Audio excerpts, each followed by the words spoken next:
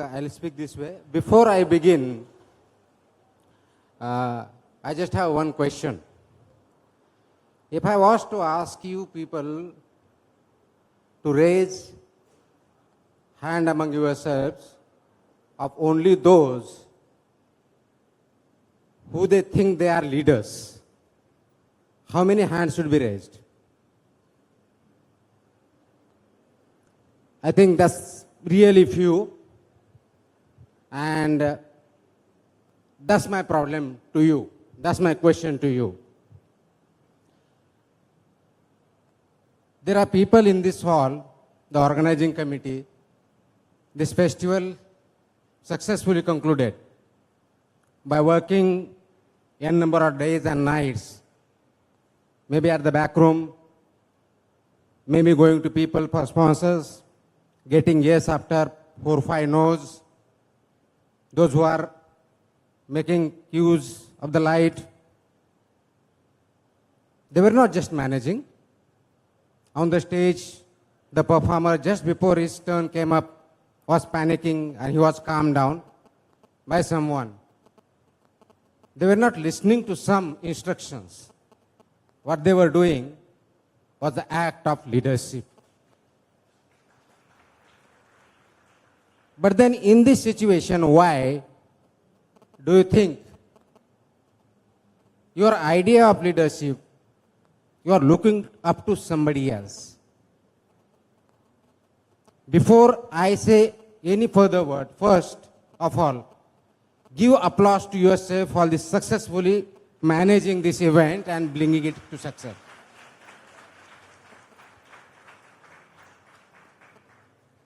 Now, what is this idea of leadership? When I was of your age, we were told in the college that leadership is about a position, a badge, a chamber where the nameplate is there, you have the authority, and ultimately you have to be anointed by somebody to lead the team, lead a particular office. You had to climb up the ladder, and only when the person who was there wished or wanted to vacate his seat or her seat and anoint somebody else, you could become a leader. That is the old idea of leadership. And that is being killed. That idea of leadership is being killed, and killed very successfully by no other than this generation, particularly Gen Z. And rightly so. Because the idea of leadership, of hierarchy, which existed, doesn't work now. If title is not leadership, if anointment is not leadership, what is that amounts to leadership? That is the question is grappling with new generations, is grappling with the society at large, with the communities, political parties, policymakers, public servants, all of us. The old idea of hierarchy and hierarchical leadership, authoritative leadership, needs to pave way for the new idea. And this new idea is not something which can be given to someone just because he or she belongs to a particular area, comes from a particular family background, or hails from a particular institution, or has some particular qualification, or holds on to some particular office. No, that's not the idea of leadership. The leadership is basically questioning the status quo, questioning what exists as of now,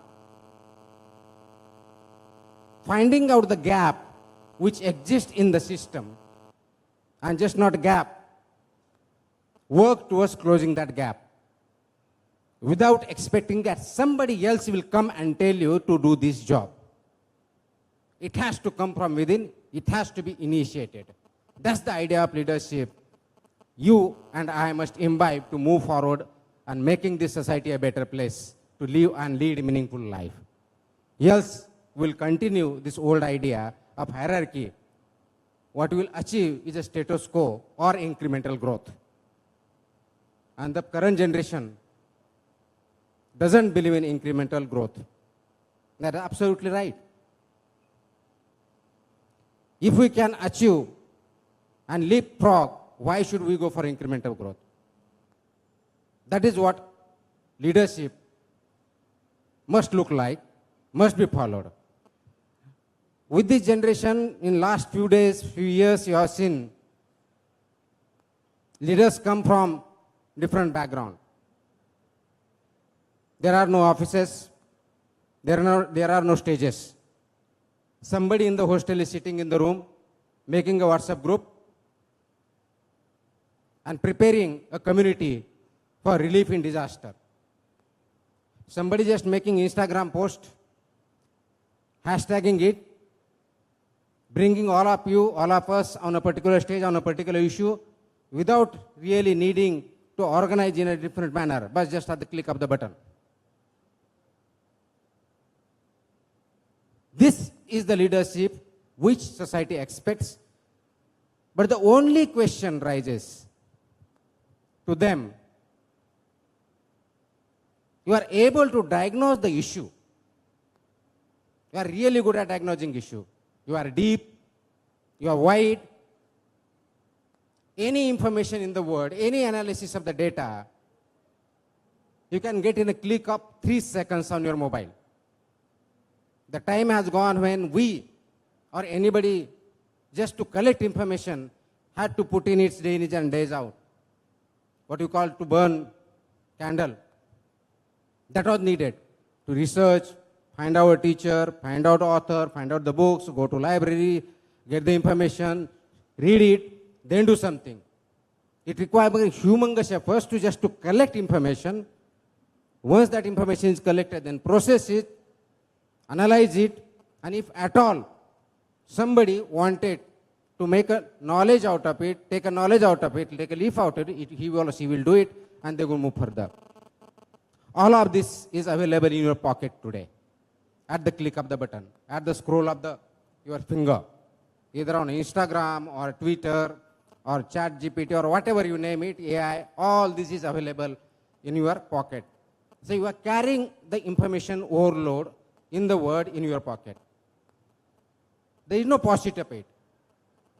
The issue is, because in this algorithm what is written, you know it very well, better than me.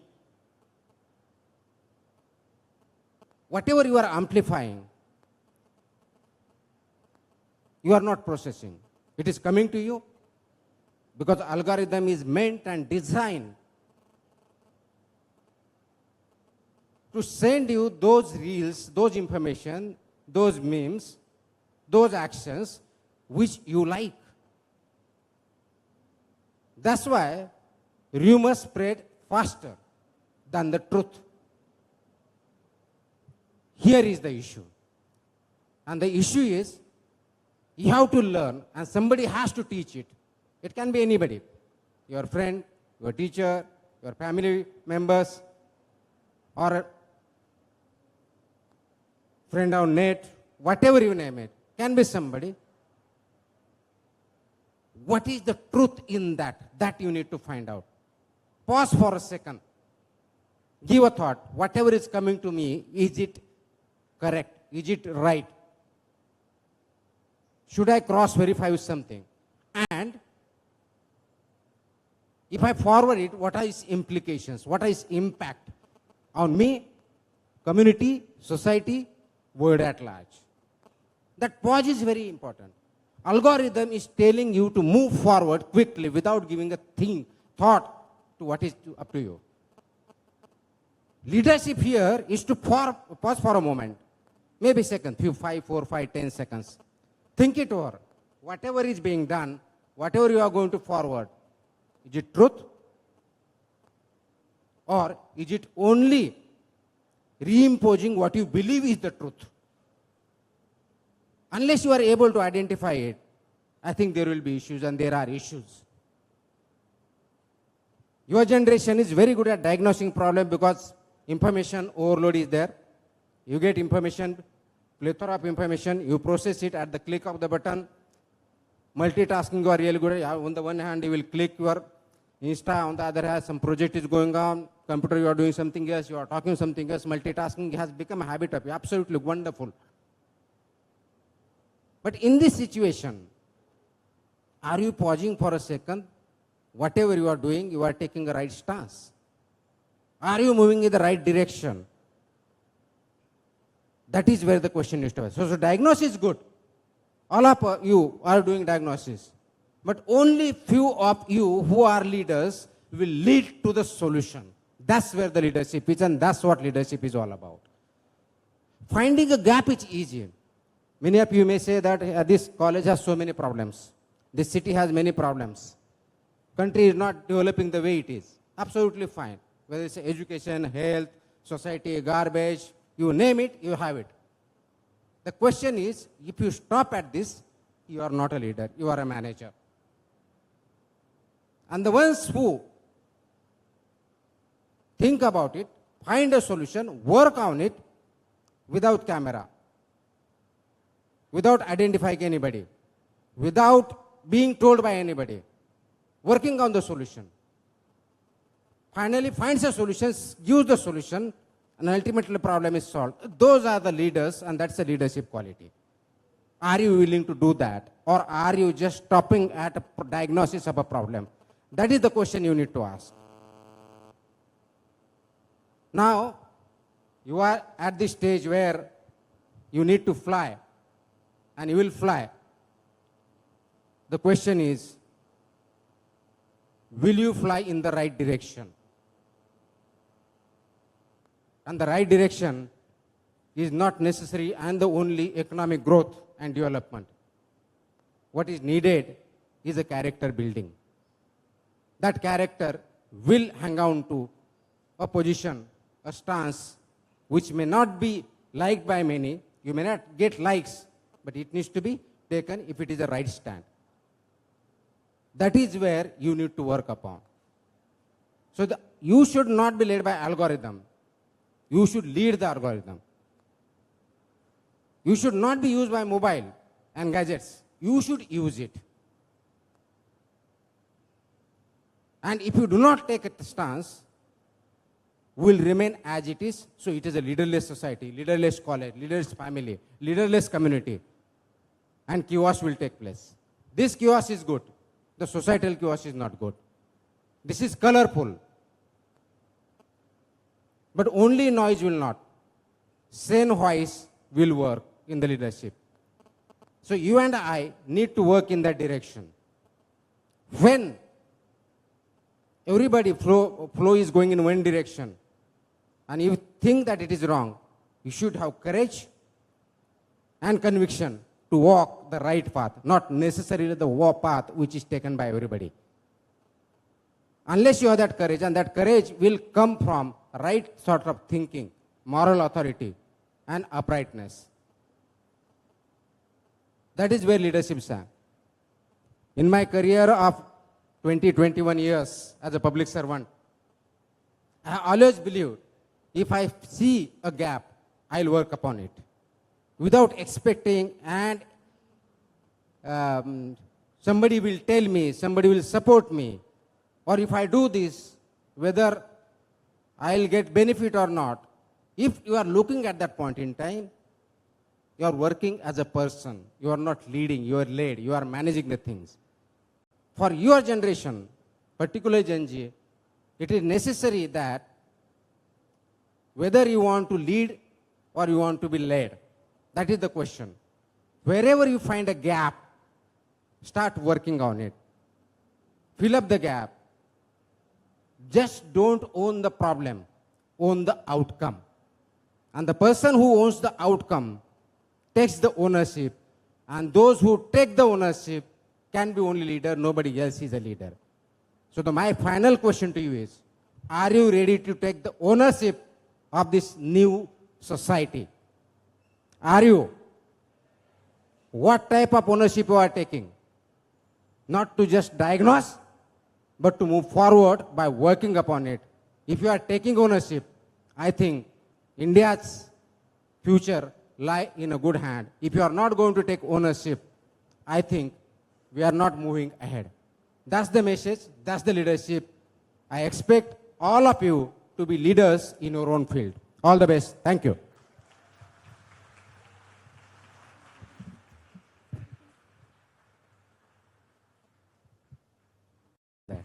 Sir, so we want to start 20 years back when you were giving the civil services exam. What was your motivation to give the civil services exam? Because there are students in the audience who want to be like you one day, who want to lead. What was that motivation that really led you to give the exam and get an All India rank of 20? I believe that at that point in time, as a youngster, I was just expecting to get a job. I was not expecting much more than that. But that was the beginning. But once I entered, then we kept on moving. I kept on moving. And I decided that if I am a public servant, what should I be doing as a public servant? Getting a position, getting a car, as I spoke, designation, it was all there. So when I am a public servant, I owe fully my responsibility and accountability to the public at large. So am I making in every day, every decision I make, whether on the file, in the field, at execution level, is it affecting people positively? Is it making changes in their lives for betterment? Not everybody, not in a wrong way, only for the right purpose and the right reason. So, if you want to be a public servant, you want to be a civil servant, and if you are really committed for contributing for the betterment of the society, then enter. Otherwise, you have other fields to work in. Corporate sector is there, finance sector is there, you have politics, you have teaching field, every field is there. But entering civil services is just not a job, it is a role. And you must identify the role of a civil servant or a public servant. And the role is making this place a better society, better community, better world to live meaningful life. If I am, say, for example, I am today working as a commissioner of FDA, am I making lives of the people better by making food, drugs better? If I am able to do that, then only I have served my purpose, I have performed my role. So those who want to enter the civil services or public service, if they are absolutely committed and 100% sure that I want to uplift the community at large, I have it in me, which takes courage, commitment, and integrity to lift up the society, then they should go for it. Else, they can go in other field. That is the motivation they should look at. Hello. And this is, well, 20 years back when you had given the exam. And so much has changed even now. You've taken the charge of the Commissioner of the FDA, as we all know. A lot of us know from Instagram. So much of us know from the FDA raids that you've done. And while this has come with praise, it's also been followed with so much criticism, right? So how do you not let that noise get to you when people are perpetual critiques, or where there are restaurants that are probably not happy with your decision? See, there's a difference between management and leadership. And almost everybody manages the things. At home, at working places, at community level. These restaurants, hotels, industry, they have to abide by the standards and rules which are there in place. As a regulator, as a FDA commissioner or my officers working in FDA, they have to implement it and ensure that these regulations are complied by the food business operators. And the safe food is served to the people who actually consume it by purchasing it. So system are not working. The system at FBO level are not working because they thought that it chalta hai. As a regulator, also we thought that yes, करते हैं, हमारे पास man power कम है, this and that.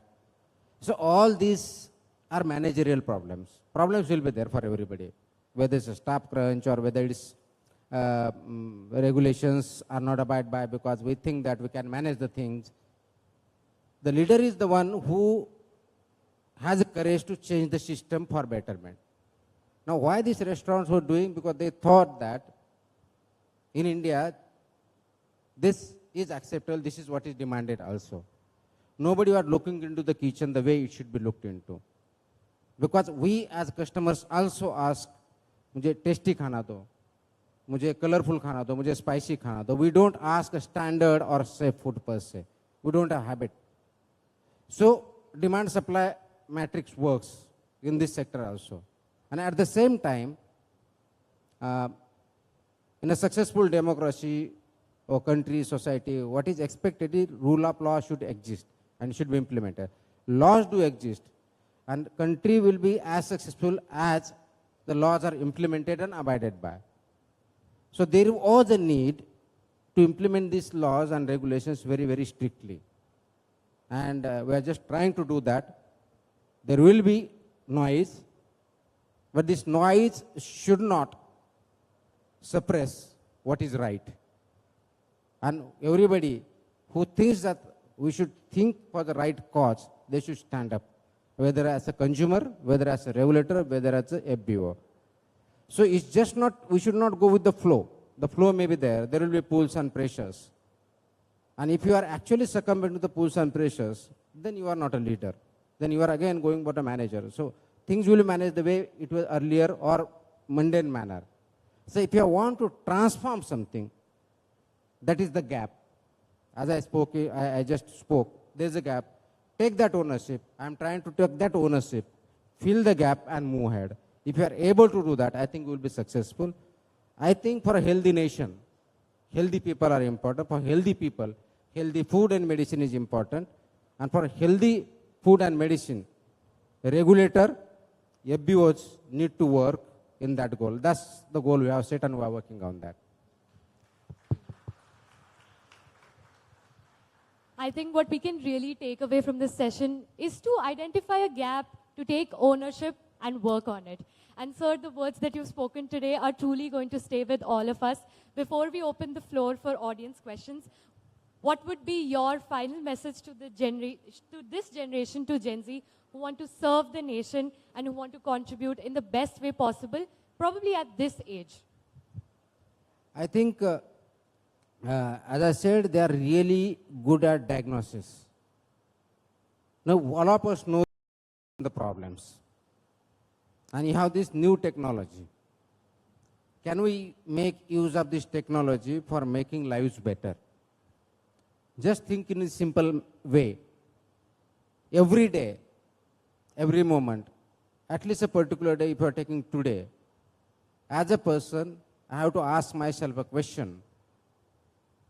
How I made any person happy, better, satisfying today? If the answer to this question is yes, I think you are moving in the right direction. If the answer to this question is no, then I think you are stagnant. And that is, you may make yourself happy, but you can't be happy if the surroundings are not happy. Because we as humans are a social animal and we live in society. So society needs to be happy for that. So for this generation, my message is very, very clear.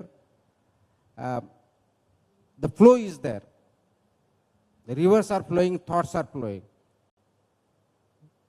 In the digital age, you are supposed to move very, very fast.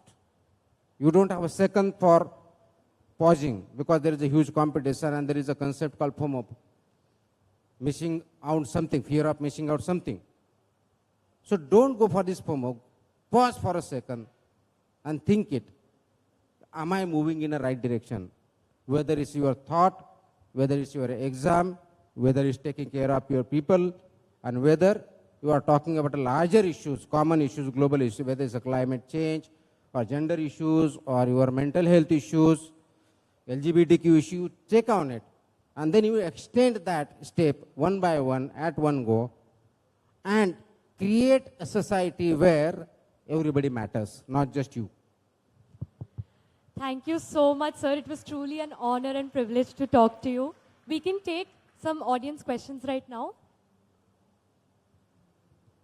Can we please pass the mic?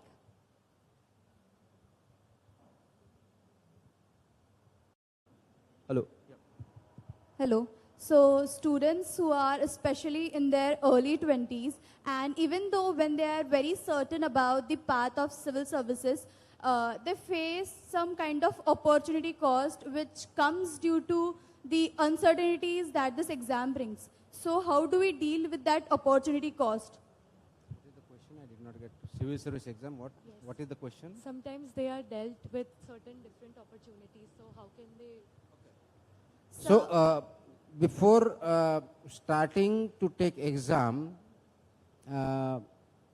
ask yourself a question. Whoever is wanting to enter the civil services, ask yourself a question. Why do you want to join civil services? Not how. How will come later. First ask why. Why do you want to do that? And if an answer to that is, I just want to a job, I think that may not be the best job for you. Right? So, if your answer is, yes, I am suitable as public position, civil servant, and I am ready to take a responsibility for the society as a whole, then you start working on it. Once you decide to enter and take the examination, the preparation should not start with collecting information. Most of us make a mistake of gathering many books, reading more information, and mugging up information. So that is one of the biggest mistakes we commit while preparing for the examination.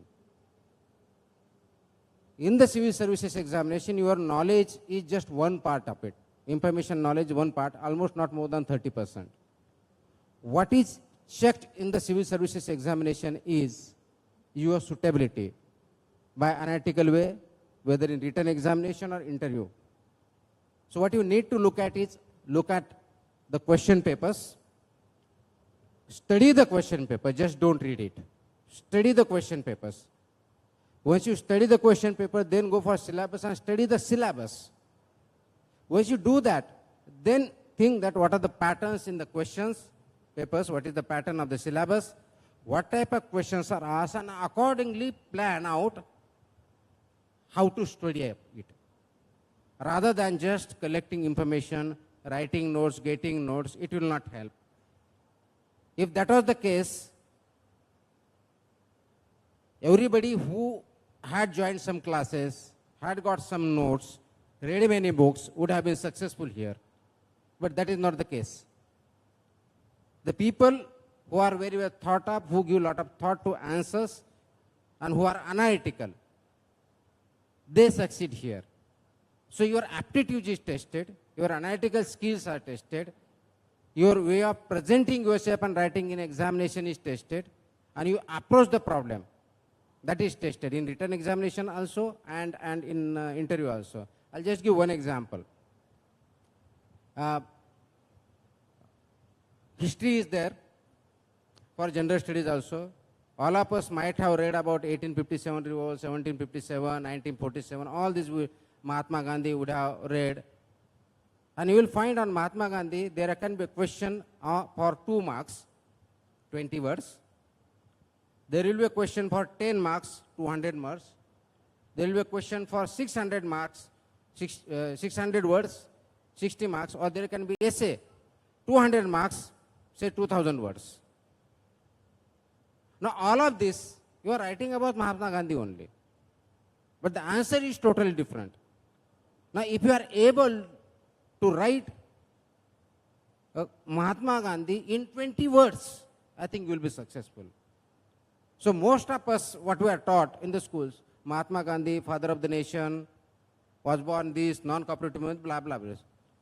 You will not get more than half a mark out of 2 if you write this. What you are expected to write in 20 words is actually his contribution, total contribution in the society as a leader within 20 words. That is the capacity you have to develop. And if it is essay, then you have to be able to write in 2,000 words what Mahatma Gandhi contributed. The question is not what was Mahatma Gandhi, how was he, no. It is about his contribution. So this is the level of preparation, this is the way you have to prepare. And this will help you take decisions when you are a public servant. That's why this exam is the toughest one of the toughest in the world. Maybe it is regarded as the second toughest. Comparisons are there. Some can say it is toughest, some say some second toughest exam. It is not because it takes your knowledge at that level. Once you clear prelims, you are eligible for that. You are up to it. Suitability is tested so that you are able to take a decision in quick second in a given situation, even if you do not have resources. That's the level you are prepared. And I think those who have aptitude about this and who want to work in this manner should go for this examination. Otherwise, you can choose other careers. Thank you. Thank you so much, sir.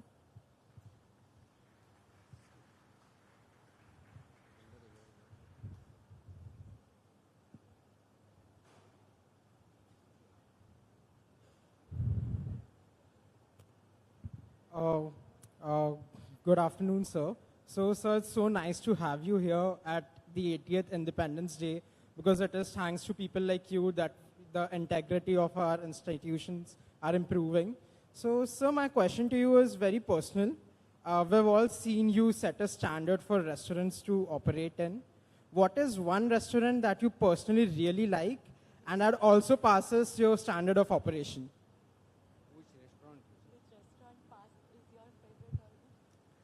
I'll not certify any restaurant per se either way. But rather than passing for you, I'll definitely tell, avoid this Burger King, I mean, not a particular name, but all this junky food, fatty, salty, these products you must avoid. And you must take up those non-HFSS items.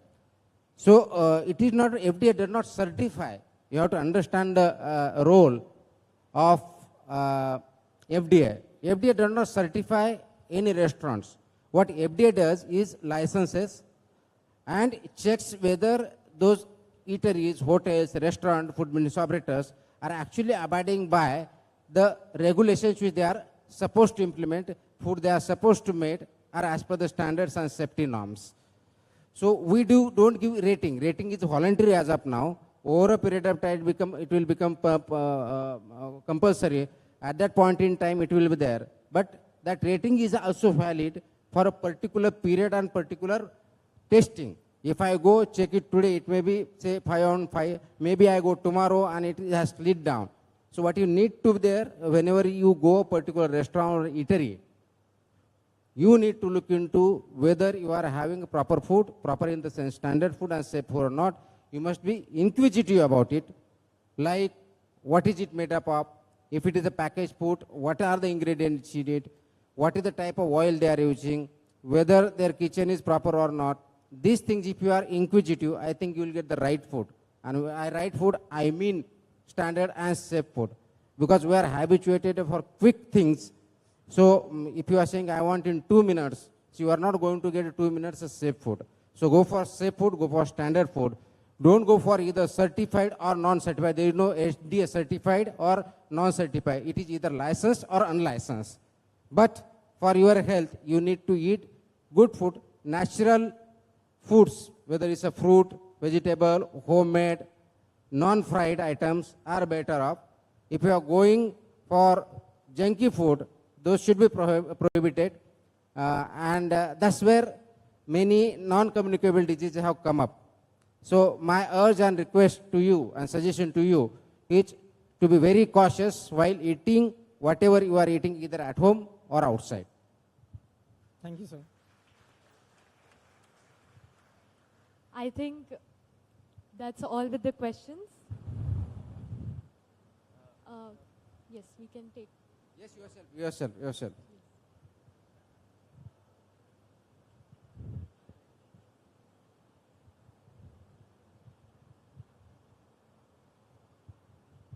Namaskar, sir.